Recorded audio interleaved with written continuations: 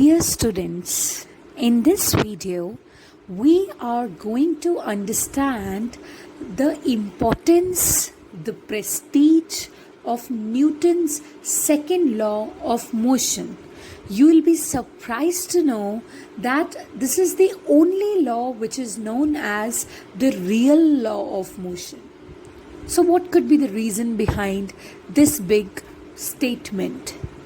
The reason is this is the law which can make you derive Newton's first law and Newton's third law as well. So before switching to the detailed discussion of this statement that Newton's second law is the real law of motion, we need to discuss what is Newton's second law.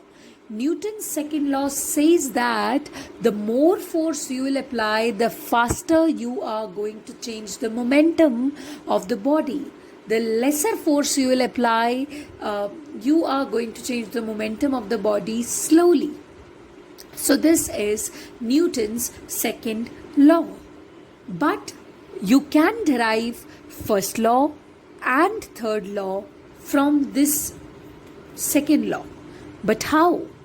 So case number one, we know that Newton's second law deals with the statement that force is equal to rate of change of momentum.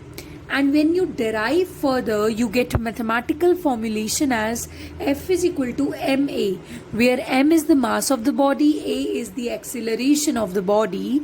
So F is equal to ma. So when the external force applied is 0, so when F is equal to 0, from this Newton's second law, you get to know that ma is also equal to 0. From this you get to know that if the product of the two quantities is coming out to be 0, so one of them has to be 0. So it's a which is equal to 0. Acceleration which is equal to 0.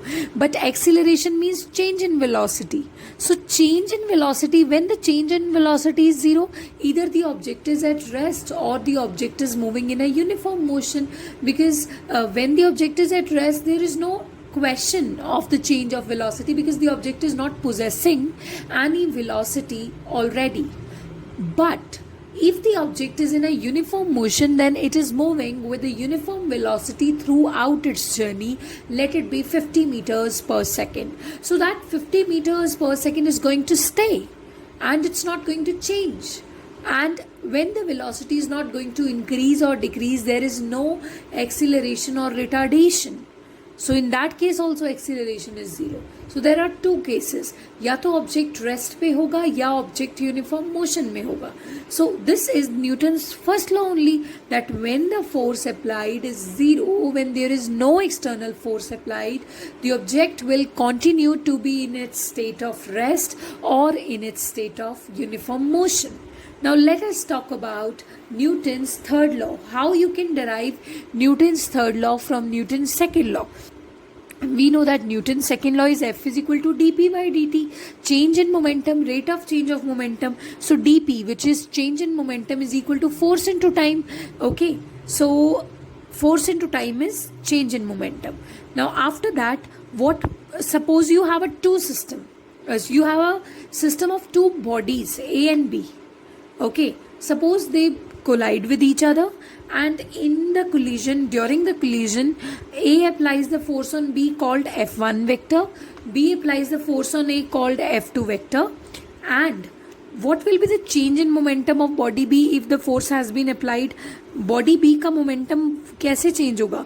वो force जो body B पर लगी है multiplied by कितने time के लिए लगी है, तो वो फोर्स तो F1 वेक्टर है. So F1 vector into delta T will give you the change in momentum of body B.